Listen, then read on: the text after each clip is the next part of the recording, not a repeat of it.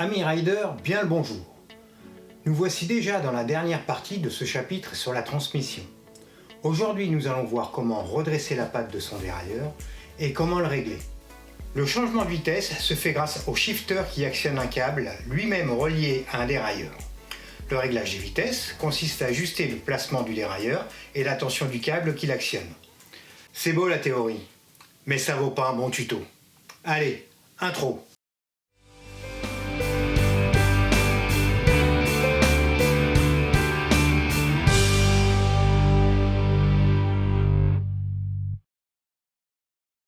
Quelles sont les raisons mécaniques qui provoquent un mauvais passage des vitesses?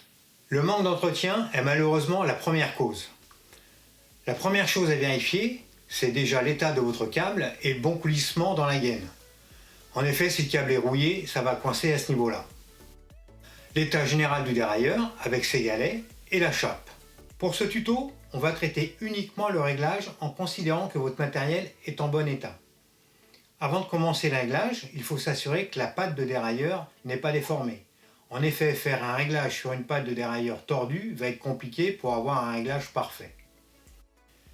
Bien évidemment, ce contrôle géométrique intervient uniquement si après avoir tenté de faire un réglage, vous avez toujours des difficultés avec vos vitesses. Et bien contrairement à ce que je viens de vous dire, nous, on va commencer par la patte de dérailleur, histoire de gagner du temps. Pour cette opération, nous aurons besoin de cet outil d'alignement pour patte de dérailleur. On commence par démonter le dérailleur, on le laisse sur le côté et on laisse le câble aussi.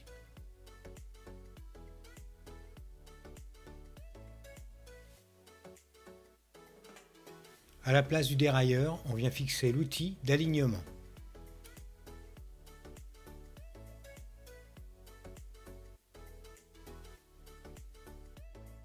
L'outil étant en place, je vais pouvoir commencer par faire une première vérification.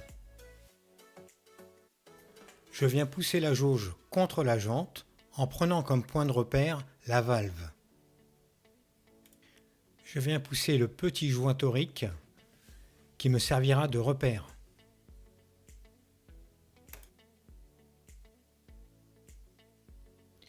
Je tourne la roue pour mettre la valve en haut, comme ça si ma roue est voilée, mon défaut sera identique. Là, on voit très bien le défaut, je dois donc tirer sur l'outil pour redresser la patte, jusqu'à avoir la même mesure en haut et en bas.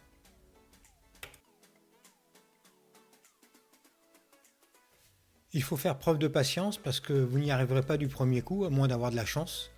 Mais cette opération, il va falloir la faire plusieurs fois, petit à petit, en faisant bien attention. Pas trop forcer non plus parce que la pâte elle reste quand même fragile, faut vraiment y aller doucement. Alors là on voit que je suis pas mal. Donc maintenant je vais comparer par rapport à la position du bas pour voir si on a exactement la même distance, le même écart. Voilà, nickel. On a le même écart, on peut passer sur le côté, on fait exactement la même chose qu'on a fait en haut et en bas. Alors sur le côté, vous prenez bien soin de mettre les petits joints toriques parce qu'avec le haut-banc, vous ne pourrez pas passer. Donc vous êtes obligé de dérégler et repousser le curseur. Ensuite, contre la jante. Et voilà, vous arrêtez au niveau du joint torique et vous serrez. Comme ça, vous pouvez contrôler. Le joint torique, en fait, c'est la référence. Si vous n'êtes pas bon, vous faites comme on a fait pour le haut et pour le bas. Vous redressez jusqu'à ce que ce soit bon. Une fois que c'est ok, on fait un dernier contrôle sur le haut, voir si ça n'a pas bougé. Et si c'est bon, on va pouvoir démonter le dérailleur.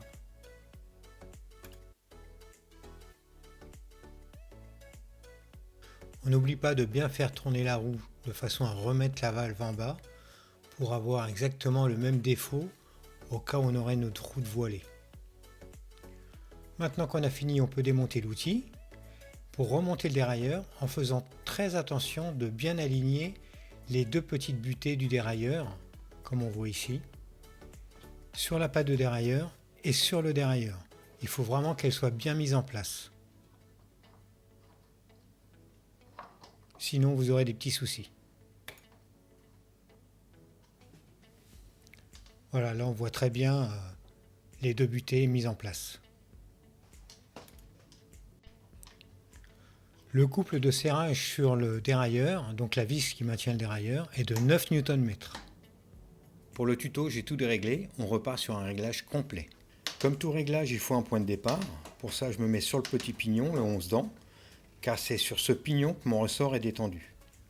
Mais il peut encore être en tension avec le câble, donc je vais le débrancher pour être sûr de ne dépendre de rien d'autre que du dérailleur lui-même.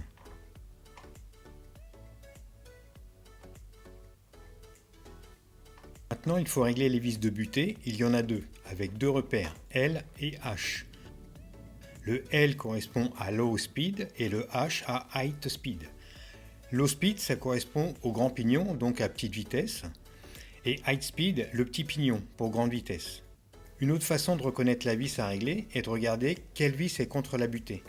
On voit bien à l'image que la vis L Low Speed est en butée, et comme la chaîne est sur l'avant-dernier pignon, c'est bien cette vis à desserrer pour modifier la butée de façon à ce que la chaîne puisse monter sur le dernier pignon. Le but est d'aligner le galet du dérailleur face au pignon pour être sûr que la chaîne ne dépasse pas de l'autre côté du pignon. Là, je dérègle volontairement la butée en dévissant la vis H pour vous montrer qu'avec une butée mal réglée, la chaîne peut passer de l'autre côté du pignon. Alors j'y vais doucement, mais on voit très bien la chaîne venir se loger entre le petit pignon et le cadre. Et là, ça peut faire pas mal de dégâts. Maintenant, je resserre la vis H pour remettre à peu près la butée en place. Et je replace à la main la chaîne sur le petit pignon. On entend au bruit qu'on est décalé. Il faut donc affiner le réglage de façon à avoir le galet parfaitement aligné au pignon. Pour que la vis soit moins dure à desserrer, on peut actionner la chape, ce qui libère la pression sur la vis. Ensuite, on affine pour être parfaitement réglé. Notre point de départ est maintenant parfaitement réglé. La chaîne est sur le petit pignon, bien en face du galet du dérailleur, et le câble débranché. Ce qui veut dire qu'à chaque fois qu'on réglera la tension du câble, il faudra revenir sur le petit pignon pour vérifier que le point de départ est toujours bon. Avant de reconnecter le câble, je resserre à fond la vis du shifter et ensuite je la redesserre de 15 crans pour me donner une marge de réglage. Je rebranche mon câble, je fais attention de bien le serrer car c'est de lui que va dépendre le déplacement du dérailleur. Je fais le premier essai et on peut se rendre compte au bruit que le galet du dérailleur n'est pas en face. Je joue alors avec la vis du shifter qui agit sur la tension du câble. Pour me mettre en face, je prends en référence le bruit, c'est un très bon indice pour régler le galet face au pignon. Lorsque le bruit du dérailleur est éliminé, je m'arrête et je teste.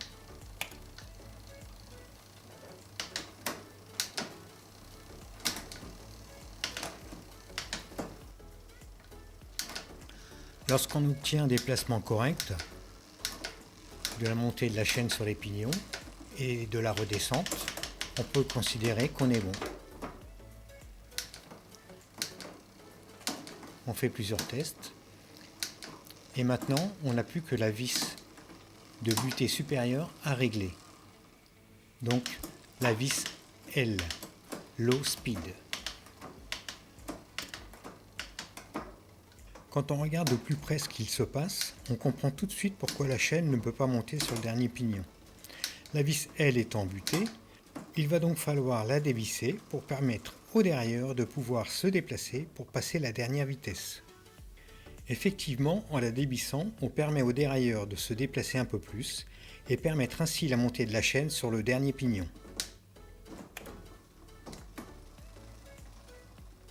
Ensuite, on affine en se fiant au bruit et au passage de vitesse. Bien sûr, il ne faut pas hésiter à faire plusieurs montées et descentes pour s'assurer du bon réglage.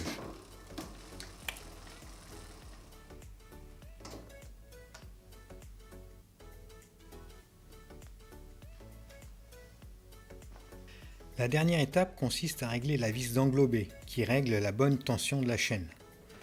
Ce réglage est utile pour éviter que le galet touche au plus grand pignon lors du passage de la vitesse. Avant d'attaquer ce dernier réglage, il faut consulter la fiche constructeur qui nous indique que si le pignon est de 42 dents, la distance Z doit être de 5 à 6 mm. En desserrant la vis, on rapproche le galet du dernier pignon.